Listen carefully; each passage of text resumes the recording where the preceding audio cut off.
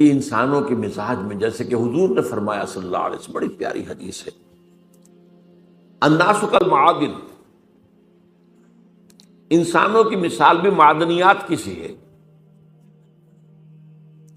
اب جسے ہم انگریزی میں اور کہتے ہیں، میں یاد بھی کرتا ہوں تو مجھے اردو میں اس کا کوئی لفظ ملتا نہیں ہے، ایک میرے معلومات میں نہیں ہے۔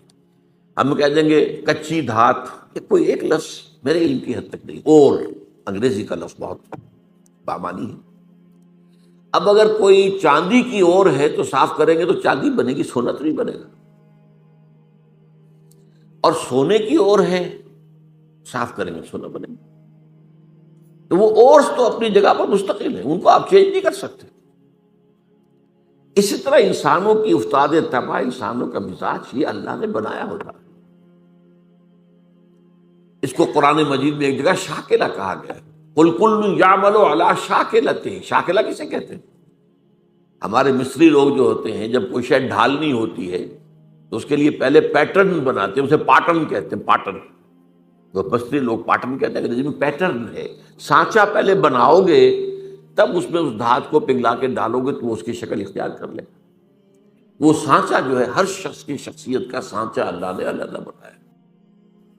موٹی موٹی تقسیمیں یہ ہیں۔ ایک تقسیم وہ ہے کہ جو باصلاحیت لوگ ہوتے ہیں، ایک ہے عام آدمی جس کے اندر کوئی خاص صلاحیت ہے ہی نہیں، ان کے بارے میں تو میں کہا کرتا ہوں کہ وہ زندگی نہیں گزارتے بلکہ زندگی انہیں گزارتی ہے۔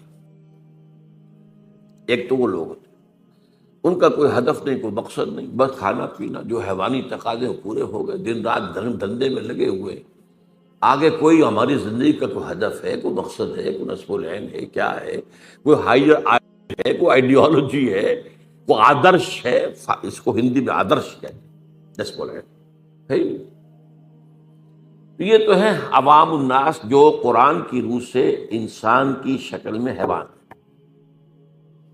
لہم قلوب لا یفقہون بہا ولہم اعین لا یبصرون بہا ولہم آذان لا یسمعون بہا اولئک کالانعام بل ہم اضل۔ یہ تو چوپایوں کے مانند ہیں، بلکہ ان سے بھی گئے گزرے ہیں، اس لیے کہ چوپایا تو پیدا ہی اس سطح پر کیا گیا ہے، اسے پیدا کیا ہے، لقد خلقنا الانسان فی احسن تقویم، اور پھر یہ حیوان کی سطح پر زندگی گزار رہا ہے۔ تو ایک جو ان میں صلاحیت کچھ ہے، اب اس میں سے دو طرح کے لوگ نکلے۔ ایک وہ کہ جن کے اندر ایک نیکی اور بدی کی تمیز موجود ہے، اندر حس ہے، مورل لا جسے کانٹ کہتا ہے، جو کچھ سوچتے ہیں، غور کرتے ہیں، چیزوں کو دیکھتے ہیں تو اس سے نتیجہ اخذ کرتے ہیں، بنظر عبرہ، جیسے کہ حضور نے فرمایا، میرا دیکھنا عبرت کا دیکھنا۔ یہ لوگ وہ ہوتے ہیں کہ جو اپنی سلیم الفطرتی کی وجہ سے اور سلیم العقلی کی وجہ سے حقائق کائنات کے قریب پہنچ جاتے ہیں، یہ صدیقین ہوتے ہیں۔ یہ وہ لوگ ہوتے ہیں کہ ان کے کانوں میں کسی نبی کی آواز آئے گی تو فوراً لپک کر قبول کریں، نو ہیسیٹیشن واٹس ایور۔ کیوں؟ کہ وہ تو وہی کہہ رہا ہے نبی جو ان کے اپنے دل میں ہے۔ دیکھنا تقریر کی لذت کے جو اس نے کہا، میں نے یہ جانا کہ گویا یہی میرے دل میں تھا، اس نے تو میرے دل کی بات کی ہے۔ ایک وہ لوگ ہوتے ہیں کہ جن کو ان چیزوں سے دلچسپی نہیں ہوتی، کھیل کود، یہ وہ، بھاگ دوڑ، کشتی، شکار، یہ وہ، اس میں لگے ہوئے۔ ان کے اندر کی فطرت کے اوپر ایک کرسٹ آ گیا ہوتا ہے، بہت یعنی سخت قسم کا، اوپر چھلکا کہیں کیا کہیں، کرسٹ، تو وہ ان حقائق کی طرف توجہ نہیں ہوتی۔ میں نے آپ کو بتایا تھا جدید سائیکالوجی میں پہلی قسم کے لوگ انٹروورٹس کہلاتے ہیں، دوسرے ایکسٹروورٹس کہلاتے ہیں۔ تو ان کو حقائق کی طرف دلچسپی نہیں، بظاہر سے دلچسپی ہے بس۔ یہ وہ لوگ ہوتے ہیں کہ جن کا یہ کرسٹ کسی جذباتی بات سے پھٹتا ہے، جیسے حمزہ کی مثال دی میں نے آپ کو۔ کنیس نے کہا کہ آج تو ابو جہل نے آپ کے بھتیجے کے ساتھ بہت برا سلوک کیا۔ اب 6 سال گزر گئے تھے، بھتیجے کی بات پر کبھی توجہ ہی نہیں کی، بھتیجا کہہ کیا رہا ہے یہ، حالانکہ انتہائی محبوب بھتیجا، انتہائی محبوب۔ بس اس کہنے کے اوپر گھر میں داخل نہیں ہوئے، سیدھے گئے، کمان ماری ہے دے کر ابو جہل کے سر پر کہ تم نے میرے بھتیجے کے ساتھ یہ سلوک کیا، اور فوراً کہ اچھا میں اس پر ایمان لایا، آؤ کرو مقابلہ۔ یہ اسلام کی کیفیت تھی۔ یہی حضرت عمر کی تھی. انہوں نے اپنی بہن میں جو عظیمت دیکھی کہ عمر چاہے ہمیں ہلاک کر دو، اب ہم اس دین کو چھوڑنے والے نہیں، چونک کر کھڑا ہو گیا. عمر یہ کیا ہے، یہ صنف نازک میں یہ عظیمت. تو یہ تو ہم گفتگو کر چکے ہیں. آج میں ایک اور اعتبار سے بات کر رہا ہوں.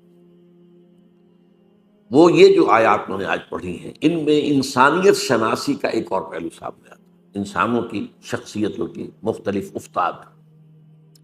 اس میں خاص طور پر ذکر کروں گا، مولانا مودودی نے اپنے تفہیم القرآن کے مقدمے میں ایک بڑی اہم بات کہی، بہت اہم بات کہی، کہ قرآن مجید ایسی کتاب نہیں ہے جسے کوئی شخص اپنے اسٹڈی روم میں یا ڈرائنگ روم میں آرام سے بیٹھا ہوا وہ پڑھتا رہے، سمجھتا رہے، ڈکشنری دیکھ لی، یہ دیکھ لیا. یہ مینول آف ریولوشن ہے، یہ انقلاب کا لاہ عمل ہے. جب تک آپ اس انقلابی عمل میں شامل نہیں ہوں گے، اس کی اصل حقیقت آپ پر منکشف ہی نہیں ہوگی. وہ تو اس انقلابی عمل کی اس جد و جہد میں پھر آپ پر وہ کیفیات وارد ہوں گی. آپ کو پھر یاد آئے گا او کیا حالات تھے جب حضرت خباب بن الارت آ گئے تھے حضور کے سامنے فریاد لے کر کہ حضور اب تو یہ ہم سے ظلم برداشت نہیں ہو رہے، یہ ٹارچر اب ناقابل برداشت ہو گیا. آپ کو کیا سمجھ آئے گی کیا کیفیت تھی اس وقت خباب کی؟ وہ تو آپ اس کیفیت سے خود دوچار ہو. کبھی آپ پر کوئی آزمائش آئی ہو، کبھی آپ کے اوپر کوئی ایسا فیصلہ کن مرحلہ آیا ہو، تبھی تو آپ سمجھیں گے. تو قرآن مجید کے علم اور حکمت اور اس کے مفہوم اور معانی کا ایک بہت بڑا اہم گوشہ نہیں کھلتا جب تک کہ آپ یہ نہ سمجھے کہ یہ ایک انقلابی دعوت تھی، اور انقلابی دعوت کے اعتبار سے انسانوں میں 4 قسمیں ہوتی ہیں، وہی نبیین، صدیقین، شہداء، صالحین. اب وہ کون سے 4 ہیں؟ دیکھیے پہلے بات سمجھ لیجئے کیونکہ وقت محدود ہے. ایک لوگ وہ ہوتے ہیں کہ جب بات سمجھ میں آ گئی ہٹ کے بعد بات، اب نہ دائیں دیکھنا ہے، نہ بائیں دیکھنا ہے، نہ آگے نہ پیچھے، قبول کر لینا ہے بس. یعنی وہ لوگ جن میں ہمت ہے، کردار کی طاقت ہے، حوصلہ ہے، مثابرت ہے، مقاومت ہے. ایک وہ لوگ یہ نہیں دیکھتے کوئی اور بھی چل رہا ہے کہ نہیں چل رہا، وہ چلے تو چلے، نہیں چلے چلے، مجھے تو چلنا، مجھ پر تو حق باتیں ہوگی، بات ختم. اب کوئی مفاد، کوئی چودراہٹ، کوئی حیثیت، اس کو نہ اندیشہ پہنچ جائے، اس کو نہ خطرہ ہو جائے. جیسے وہ نجران کے عیسائیوں کا وفد آیا تھا تو 2 بھائی تھے ٹاپ کے، ان کے بڑے اسقف، تو وہ جب حضور نے مباہلے کا چیلنج دیا تو پھر بھاگ گئے، رات چلے گئے. ورنہ 70 افراد کا نجران کا وفد آیا تھا. واپسی پر ایک بھائی، چھوٹے بھائی کے گھوڑے نے ٹھوکر کھائی، اس نے کہا تعس الابعد، ہلاک ہو جائے وہ دور والا. بڑے نے کہا یہ دور والا تم نے کسے کہا ہے؟ اب محمد کو. معاذ اللہ مت کہنا، یہ وہ تو نبی ہے. نے کہا پھر نبی ہے تو مانا کیوں نہیں تم نے؟ لگے دیکھو ہمیں قیصر روم نے بڑی سہولتیں دے رکھی، بڑی مراعات دے رکھی، ہماری بڑی حیثیت ہے، اگر ہم اس کو مان لیں گے تو گئے ہم تو. اب یہ انداز اور ہے. ایک میں جو بتا رہا ہوں وہ کیا ہے کہ بات دل میں اتر گئی، حق نے، دل نے گواہی دے دی کہ حق ہے. اب کوئی دائیں بائیں دیکھنا نہیں، کوئی اور ہے کہ نہیں ہے، کوئی چل رہا ہے نہیں چل رہا ہے، کیا امکانات ہیں، کیا کوئی حساب کتاب کر کے کیا امکانات ہیں، کامیابی کے کتنے فیصد امکان، کچھ نہیں. حق ہے، اور حق کا یہ حق ہے کہ اسے قبول کیا جائے. اور پھر ہر کے بعد آباد، یہ ہر کے بعد آباد جو کہتے ہیں کیا ہے، یہ صرف ایک شعر ہے. ہر کے بعد آباد ماں کشتی دراب انداختیں، ہم نے تو کشتی ڈال دی ہے، اب یہ کشتی ڈوبے گی تو ہم بھی ڈوبیں گے، یہ تیرے گی تو ہم تیریں گے. Total identification with a cause, کسی مقصد کے لیے، کسی نصب العین کے لیے ٹوٹل آئیڈینٹیفیکیشن، یہ ایک طرح کے لوگ. پھر دوسرے نمبر پر آتے ہیں جو حق سمجھ میں تو آ گیا، ویسے بھی ہمت میں بھی کچھ کمی زیادہ نہیں، لیکن وہ دیکھتے ذرا کچھ اور بھی لوگ چلیں، کچھ ابھی تو یہ راستہ ہی پتہ نہیں کیسا آگے آنے والا ہے. اچھا 2-4 آدمی آگے چلتے نظر آئے تو حوصلہ ہو جاتا ہے کہ چل رہے ہیں اور بھی چل رہے ہیں. جیسے آپ کہتے ہیں انچارٹرڈ سیز، ایسے بھی سمندر ہوتے ہیں جن کے بارے میں پتہ نہیں ہوتا ادھر چٹانیں ہیں کیا ہے، وہ تو جو بنے ہوئے ہوتے ہیں ان کے نقشے اسی کے مطابق جہاز چلتے ہیں، ادھر ادھر تو نہیں جائیں گے، کیا پتا زیر زمین جو ہے چٹانیں. تو آگے کیا ہے، کیا ہوگا، کیسے ہوگا، کچھ پتہ نہیں ہے. تو یہ لوگ ذرا جھجکتے ہیں، کھڑے رہتے ہیں، سوچتے ہیں. لیکن جب یہ السابقون الاولون جب پیش قدمی کر کے آگے بڑھ جاتے ہیں، اب ان کی بھی ہمت جو ہے آتی، بھائی ٹھیک ہے انہوں نے چھلانگ لگا دی، ہم بھی لگا دی. لیکن ہوتے ہیں خلوص کے ساتھ، ان میں تھوڑی سی تاخیر تو ہو جاتی ہے، تھوڑا سا دائیں بائیں کی سوچ تو ہے. کچھ اور بھی ہوں، میرے دائیں بھی کوئی چلنے والا ہو، بائیں بھی چلنے والا ہو. جیسے جنگ میں آپ کو معلوم ہے ہمیشہ دیکھا جاتا ہے میرے دائیں بائیں کون ہے، یہ دائیں بائیں بھی مضبوط ہے کہ نہیں ہے، کمزور آدمی نہ کھڑا ہو. اس حوالے سے یہ ہیں وہ لوگ کہ جو پیروی کرتے ہیں ان اگلوں کی. ایک ہے حق کی پیروی، آگے کوئی نہیں نظر آ رہا لیکن حق حق ہے، قبول کیا بس. تو ان کو کہا والسابقون الاولون من المہاجرین والانصار، پہلے پہل سبقت کرنے والے مہاجرین اور انصار میں سے. اب اس میں دیکھیے زمانی اعتبار سے تو 10 سال کا فرق ہے. انصار میں پہلا مسلمان بھی جو ہے وہ مکے کے پہلے مسلمان کے 10 سال بعد ایمان لائے، دعوت نہیں پہنچی تھی. وہ تو جو عام الحزن ہے 10واں سال حضور کا، جب بعثت کے بعد، اس کے بعد جو ہے وہ 7 آدمی خزرج کے ایمان لائے ہیں. پھر وہاں پر لیکن پھر وہاں پر یہ دعوت جو ہے جنگل کی آگ کی طرح پھیل گئی.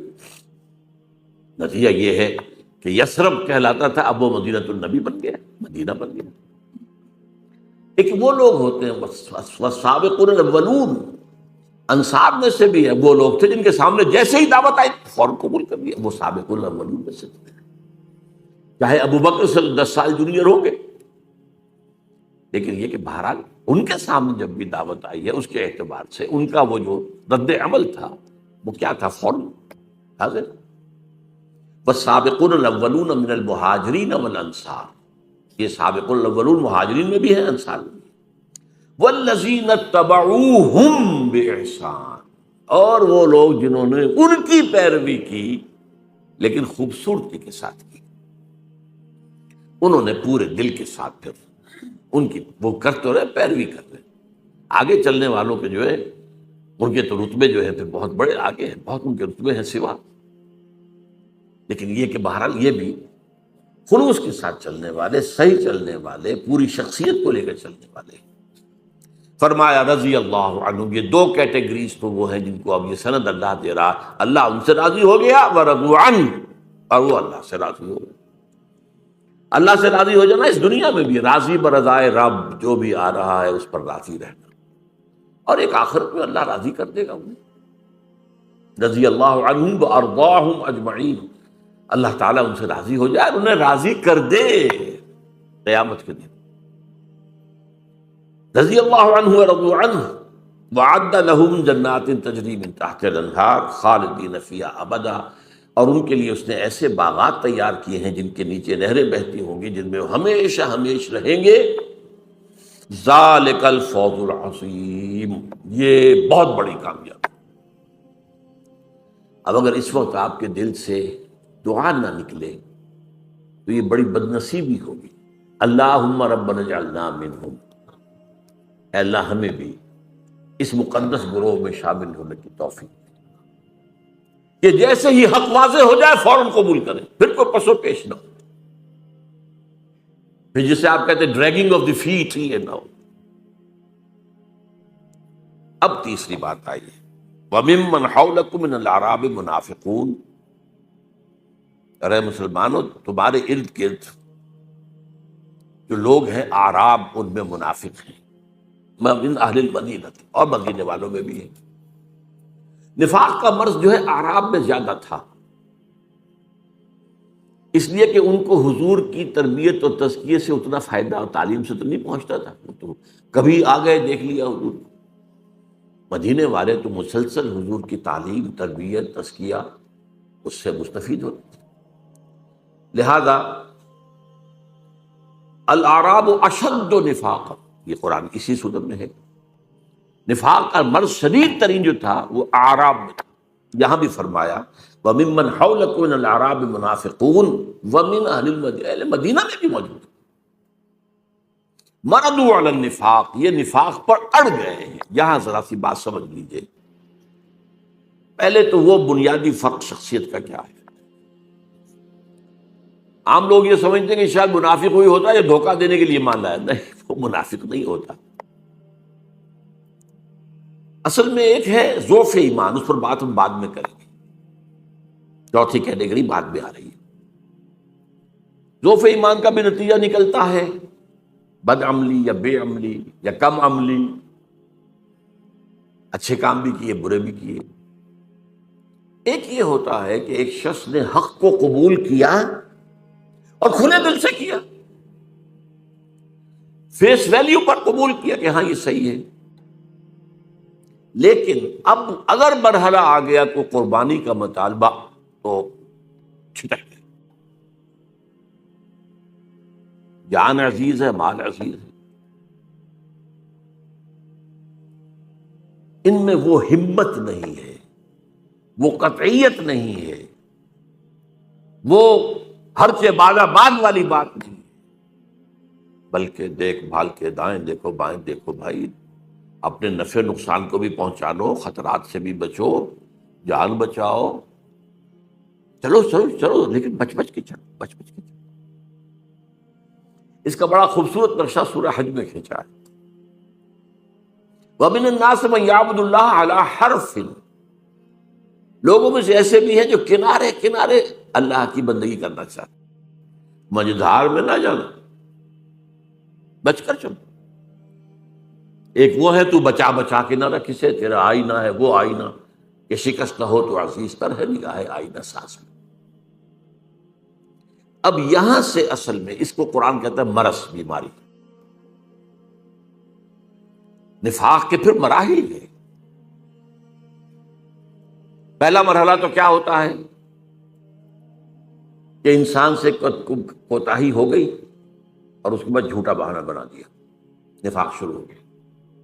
اگر کوتاہی ہوئی اور مان لیا تو یہ نفاق نہیں ہے، مان لیا، توبہ کی، حضور کی خدمت میں بھی حاضر ہو گئے، حضور میں اعتراف کرتا ہوں مجھ سے کوتاہی ہوئی ہے، میرے لیے اللہ سے دعا کی، استغفار کی، یہ نفاق نہیں ہے، یہ ضعف ایمان ہے، وہ جو میں عرض کر رہا ہوں کہ فورتھ کیٹیگری۔ لیکن جب جھوٹ بولا نفاق شروع ہوئے۔ اور جیسے ٹی وی کے بارے میں مشہور تھا کسی زمانے میں، 3 سٹیجز، فرسٹ، سیکنڈ، تھرڈ میں آ گئی تو اب کوئی توقع ہی نہیں بچنے کی۔ اسی طرح اس کی بھی 3 سٹیجز، صرف جھوٹ پر مبنی پہلی سٹیج، پھر جھوٹی قسم، کیونکہ جب دیکھا میں نے بار بار بہانہ بنایا جھوٹا، اب لوگ مسکرانے لگتے ہیں میری بات سن کر، وہ سمجھتے ہیں کہ یہ تو اس کا تو کام ہی بہانے بنانا، تو خدا کی قسم، اللہ کی قسم، اللہ کو حاضر ناظر جان کر کہہ رہا ہوں، میری یہ مجبوری ہے، میری بیوی بستر مرگ پر پڑی ہے، میرا فلاں یہ، میں جنگ میں نہیں جا سکتا، میں یہ نہیں کر سکتا وغیرہ، قسمیں۔ اتخذوا ایمانہم جنۃ، انہوں نے اپنی قسموں کو ڈھال بنا لیا۔ اور تیسری سٹیج ہوتی تھی جبکہ دل میں بغض پیدا ہو جائے، یہ نبی نے ہمیں کس مصیبت میں ڈال دیا۔ ایک صاحب ایمان سابق الاولون وہ کہتے تھے نبی کا احسان تو ہم اتار ہی نہیں سکتے، انہوں نے ہمیں سیدھا راستہ دکھایا، وہ تو ہمارے محسن ہے، محسن اعظم۔ اب یہ کیا کہتے تھے، ہمیں کس مصیبت میں ڈال دیا اس محمد نے آ کر صلی اللہ علیہ وسلم، خطرے ہی خطرے۔ اور وہ ان لوگوں کے بارے میں کہتے تھے یہ بے وقوف ہیں، فینیٹکس ہیں، آج کا لفظ فینیٹکس، یہ پاگل ہیں۔ وَإِذَا قِيلَ لَهُمْ آمِنُوا كَمَا آمَنَ النَّاسُ قَالُوا أَنُؤْمِنُ كَمَا آمَنَ السُّفَهَاءُ، کہ اللہ کے بندو تم ایمان لائے ہو تو جیسے اور لوگ ایمان لائے ویسے ہی ایمان لاؤ، پھر سنو اور مانو، اطاعت کرو، قربانیاں دو۔ ہوگا ہم کو بے وقوف ہے کیا ہم ایمان لائے جیسے یہ بے وقوف لوگ ایمان لائے؟ یہ تو فینیٹکس ہیں، یہ تو دیوانے ہیں، مجنون ہیں، جنونی لوگ ہیں، ہم نہیں۔ یہ ہے نفاق۔ اب قرآن میں جن لوگوں کی بھی نگاہ ہے بڑی تدریج کے ساتھ سورہ بقرہ میں صرف مرض کا ذکر کیا، لفظ نفاق نہیں آیا، بیماری ہے تاکہ جو بھی ہوش میں آ سکتا ہو ہوش میں آ جائے کہ دیکھو تمہیں ٹی بی کی ہو گئی ہے انفیکشن، بھائی فوراً علاج کراؤ وغیرہ۔ اس کے بعد پھر ذرا اور آگے بڑھ کر پھر لفظ منافق آیا سورہ آل عمران میں، غزوہ احد کے موقع پر چونکہ اس کا ظہور ہو گیا، 300 کو لے کر عبداللہ ابن ابی واپس چلا گیا میدان جنگ سے، تو لفظ منافق پہلی دفعہ آیا۔ پھر سورہ نساء میں کھل کر آیا، اور فائنل سورہ جو ہے سورہ توبہ ہے، پھر یہ کہ لفظ عام کیا، لیکن ایک پردہ پڑا رہنے دیا گیا، کسی کو شخصاً منافق نہیں کہا گیا۔ یہ بیماریاں ہیں، یہ کمزوریاں ہیں، ان کی یہ علامات ہیں، ان کا یہ طرز عمل ہے، تاکہ جو بھی ہوش میں آ سکتا ہوش میں آ جائے۔ منافق کہہ کر ابھی ان پر لیبل نہیں لگایا گیا۔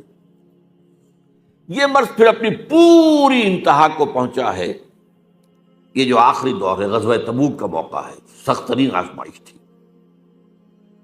اس کے بعد سے اس لیے لفظ یہاں آیا ہے مردوا علی النفاق، یہ نفاق پر اڑ گئے ہیں، انہیں بار بار تنبیہ کی گئی ہے، بار بار تنبیہ کی گئی ہے، ہوش میں آ جاؤ، ایمان لاؤ، صحیح طریقے پر ایمان لاؤ، اور اپنے اس نفاق کا پردہ چاک کر دو۔ ان المنافقین فی الدرک الاسفل من النار، منافقین تو آگ کے سب سے نچلے طبقے کے اندر ہوں گے، جہنم کے اندر۔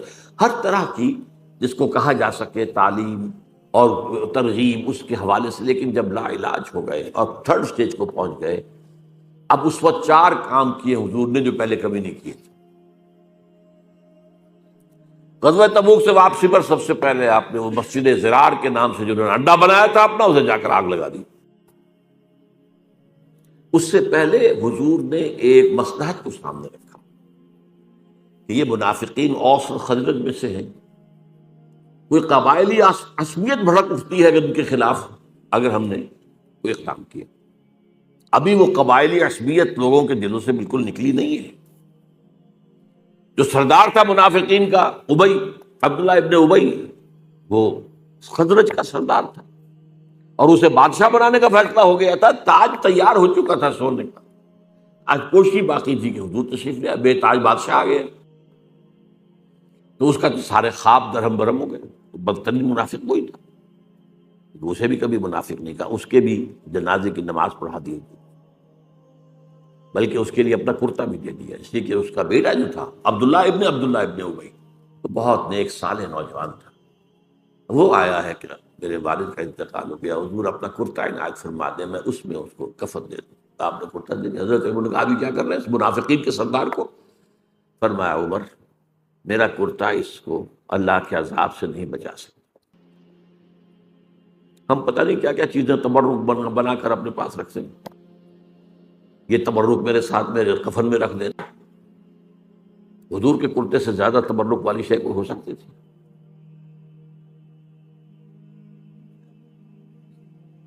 فرمایا میرا کرتا اسے عذاب سے نہیں بچا سکتا۔ 12 پہلا کام آپ نے یہ کیا، اڈا ان کا جا کے جلا دیا، حالانکہ ایک اشتعال ہو، مسجد جلا دی، مسجد ہو سکتا تھا کہ نہیں تھا، نام تو مسجد تھا نا، مسجد، لیکن تھا وہ اڈا منافق۔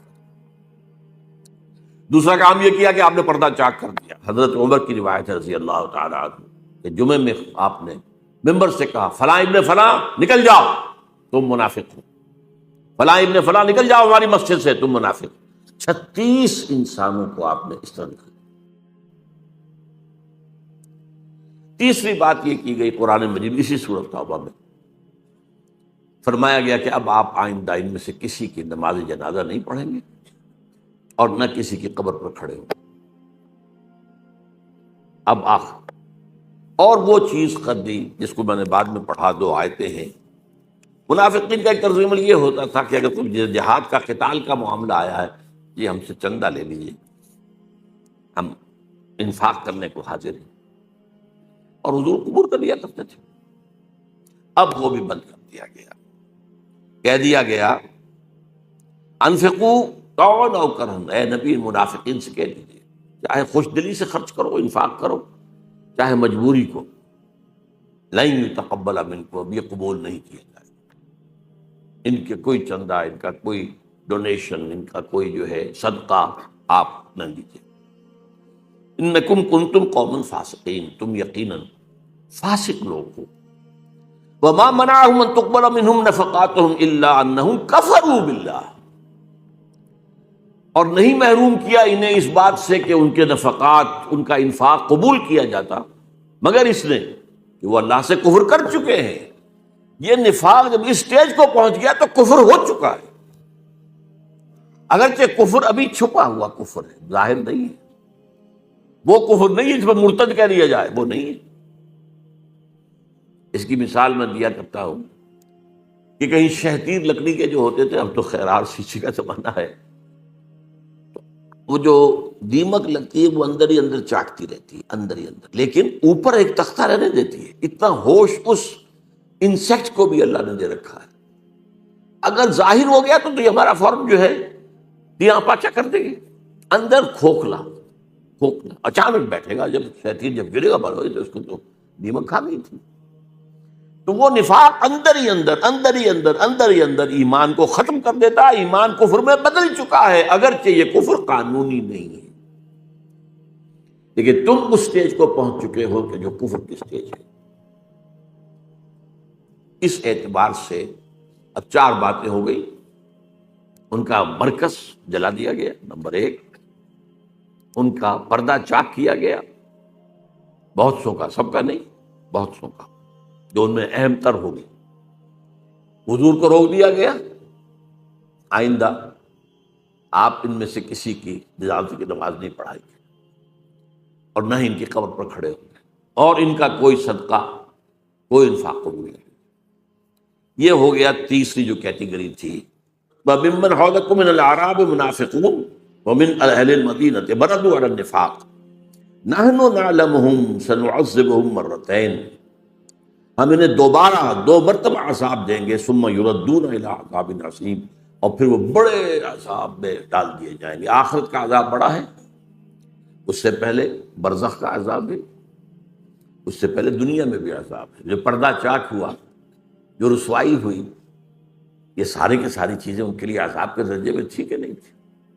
اب چوتھی بات آ رہی ہے، وہ آخرون، یہ اصل میں دو انتہائی چیزیں تو آ چکی ہیں، دو اوپر، السابقون الاولون من المہاجرین والانصار، سب سے نیچے منافقین، درمیان میں ایک طبقہ ہے۔ وآخرون اعترفوا بذنوبہم، اور کچھ لوگ وہ ہیں جو اپنے گناہوں کا اعتراف کرتے ہیں، اپنی کوتاہی کا۔ جب حضور واپس آئے ہیں اور آپ نے جواب طلبی کی ہے، کیونکہ اس لیے کہ غزوہ تبوک میں نفیر عام تھی، ہر صاحب ایمان کے لیے جانا لازم، اس سے پہلے کبھی نہیں تھی، چوائس پر ہوتا تھا، جانا چاہیں جائیں، نہیں جانا چاہیں، درجے ہیں جانے والوں کے، لیکن یہاں نفیر عام تھی، لہذا واپسی پر آپ نے جواب طلبی کی، تم کیوں نہیں گئے، تم کیوں نہیں آئے؟ اب منافق قسم کھاتا تھا، جھوٹ بولتا تھا، انہوں نے کہا تو ٹھیک ہے، قرآن مجید نے بھی کہا دفع کیجیے انہیں، عارض عنہم، اعراض کیجیے۔ آپ کو پتا تھا کہ جھوٹ بول رہا ہے، آپ سے کہیں چھپی ہونے والی بات تھی؟ وہ تو عام صاحب ایمان کے بارے میں بھی، اتقوا فراست المومن فإنہ ینظر بنور اللہ، بندہ مومن کی فراست سے ڈرو، وہ اللہ کے نور سے دیکھتا ہے۔ تو نبی کس نور سے دیکھتے تھے؟ لیکن ٹھیک ہے، جائیے، اہل ایمان ابو حضور کوئی عذر نہیں ہے۔ میرے پاس بھی کعب ابن مالک کی بڑی لمبی حدیث ہے بخاری شریف کے، کہ حضور میرے پاس بھی زبان ہے، میں بھی جھوٹ بول سکتا تھا، بہانے بنا سکتا تھا، لیکن میں تسلیم کرتا ہوں کہ جتنا صحت مند میں اس وقت تھا کبھی نہیں تھا، کوئی بیماری نہیں تھی، اور جتنا غنی میں اس وقت تھا اس سے پہلے کبھی نہیں تھا۔ یہ بھی نہیں تھا کہ میرے پاس زیادہ راہ نہیں تھا، بس مجھے میرے نفس نے چکمہ دیا کہ تمہاری سانڈنی جو ہے بڑی طاقتور ہے، مضبوط ہے، یہ رسول اللہ تو چلیں گے 30,000 کا لشکر لے کر، تو بڑی سلو رفتار ہوگی نا، تم 2-4 دن اور ٹھنڈی چھاؤں گھر کی راحتیں جو ہے ان سے مستفید ہو لے، پھر تیزی کے ساتھ دوڑتے ہوئے جا کے مل جانا۔ ہر روز یہی چکمہ اور نس دے رہا ہے، میں چکمے میں آتا چلا گیا، ایک روز اچانک محسوس ہوا کہ اب تو میں چاہے کتنا ہی تیز چلوں آپ کو نہیں مل سکتا، بیٹھ گئے۔ انہیں پھر سزا دی گئی، بائیکاٹ کیا گیا، حکم دے گیا کہ کوئی صاحب ایمان سے بات کرے۔ یہ 3 صحابہ تھے۔ اب ان کے بارے میں جو فرمایا جا رہا ہے یہاں سے کیٹیگری تو آپ نے سمجھ لی۔ وآخرون اعترفوا بذنوبہم خلطوا عملا صالحا وآخر سیئا، انہوں نے گڑبڑ کر لیے ہیں اپنے اندر، اچھے کام بھی برے کام بھی۔ ظاہر بات ہے کہ اگر ایمان زیادہ مضبوط نہیں ہے تو کیا ہوگا، گناہوں کا صدور، لیکن معافی مانگے گا آدمی، استغفار کر لے گا، توبہ کر لے گا، اللہ معاف فرمانے والا ہے، لیکن رہے گا تو ایسے ہی نا، ڈاما ڈول، کبھی ادھر کبھی ادھر۔ تو خلطوا عملا صالحا وآخر سیئا، انہوں نے خلط ملط کر دیے ہیں، نیک اعمال بھی اور برے اعمال بھی۔ عسى اللہ ان یتوب علیہم، امید ہے کہ اللہ ان پر عنایت فرمائے گا، ان کی توبہ قبول کر لے گا، ان کے استغفار کو شرف قبولیت عطا کر دے گا۔ ان اللہ غفور رحیم، یقینا اللہ غفور الرحیم ہے۔ خذ من اموالہم صدقۃ، اے نبی ان کے اموال میں سے صدقہ قبول کر لیجئے۔ منافقین کا کوئی صدقہ قبول نہیں ہے، لیکن ان میں سے خذ من اموالہم صدقۃ تطہرہم بہ وتزکیہم، تطہرہم وتزکیہم بہا، یہ صدقہ جو یہ اللہ کی راہ میں دیں گے، انفاق کریں گے اور آپ اس کو قبول کر لیں گے تو ان سے تطہیر ہوگی، ان کا اندر پاک ہوگا، گناہوں کے جو اثرات ان کے باطن میں ہیں، ان کی شخصیت کے اندر، وہ اس میں سے دھل جائیں گے۔ اور تزکیہم، زکوٰۃ یہ ان کے لیے تزکیے کا ذریعہ بن جائے گا، اندر کی پاکی کا۔ وصلی علیہم، اور ان کے لیے آپ دعا بھی کیجیے۔ وہاں منافقین محروم ہو گئے۔ استغفر لہم او لا تستغفر لہم ان تستغفر لہم 70 مرۃ فلن یغفر اللہ لہم، اسی سورۃ توبہ کی آیت۔ اس منافقت کے موضوع پر یہ چوٹی کی صورت ہے، ٹاپ کی کلائمیکس۔ اے نبی آپ چاہیں ان کے لیے استغفار کریں چاہے نہ کریں، آپ 70 مرتبہ بھی استغفار کریں گے تب بھی اللہ معاف نہیں کرے گا۔ یہ دوسری بات ہے کہ حضور کی شخصیت کا پہلو آپ نے فرمایا اگر مجھے معلوم ہوتا کہ 70 بار سے زیادہ استغفار کرنے پر اللہ انہیں معاف کر دے گا تو میں 70 بار سے زیادہ کرتا، لیکن انداز میں یہ کہ کرنا ہے ہی نہیں، 70 مرتبہ 70,000 مرتبہ بھی کر لیں گے تو معاف نہیں کرے، لہذا میں نہیں کر سکتا اس۔ تو فرمایا خذ من اموالہم صدقۃ تطہرہم وتزکیہم بہا، اس صدقے کے ذریعے سے تطہیر ہوتی ہے اور تزکیہ ہوتا ہے۔ اسی لیے جو مالی عبادت ہے اسلام میں اس کا نام زکوٰۃ ہے۔ کیوں؟ تزکیے سے بنا یہ لفظ، یہ بھی انسان کے دل کے اندر کی باطنی جو صفائی ہے اس کا ذریعہ ہے۔ اس لیے کہ انسان کو روگ کیا ہوتا ہے، جو روگ میں نے کہا تھا مرض، حب دنیا، حب مال، حب جان، اور سب سے بڑی شے حب مال، یہ انڈیکس ہے۔ جتنی محبت ہوگی مال کی اتنی ہی نفاق کا امکان ہوگا زیادہ، لہذا یہ مال نکالو نکالو نکالو نکالو نکالو، دو اللہ کے، اسی سے تزکیہ ہوگا، اسی سے اندرونی پاکیزگی ہوگی۔ خذ من اموالہم صدقۃ تطہرہم وتزکیہم بہا وصلی علیہم، اور ان کے لیے دعا کیجیے۔ ان صلاتک۔ السلام علیکم ورحمۃ اللہ وبرکاتہ۔ اس طرح کی مزید انبیٹیبل ویڈیوز دیکھنے کے لیے ہمارے اس چینل انٹرنل فیتھ کو سبسکرائب کریں۔ آپ کا شکریہ۔